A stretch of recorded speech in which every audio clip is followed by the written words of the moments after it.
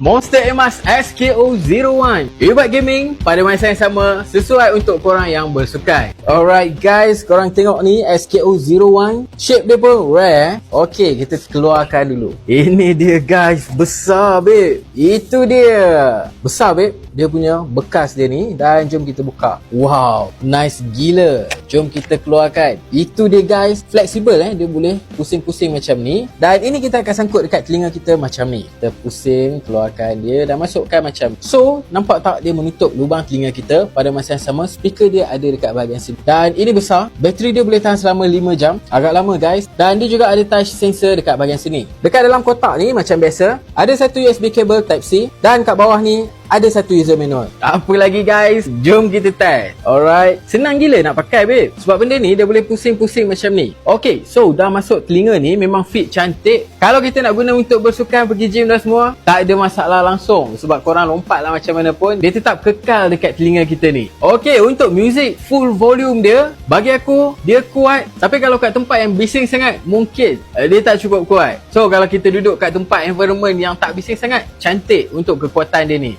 Bass dia memang mantap. Kalau nak buat dengar lagu memang best. Treble dia pun memang nice. Dan dia pun ada gaming mode. Kita just tekan je dekat sini 5 saat dan dia akan tukar kepada gaming mode. Memandangkan dia earbud gaming, kita dah test dia punya latency. Yes, latency dia rendah, capai 50 millisecond je. So kalau main game memang takkan delay. Dan yang lagi best, of course, dia punya mic. Mic dia kuat, jelas dan tak ada noise. Korang dengar sendiri. Kita sekarang sedang test mic daripada Monster Emas SKO01 dan S. So untuk model ni, kalau korang nak buat call dah tak ada masalah. Nak buat dengar lagu okey, nak buat main game okey, nak buat call pun okey. So guys, apa lagi, kalau korang minat dengan model ni, check out dekat beg kuning di bawah.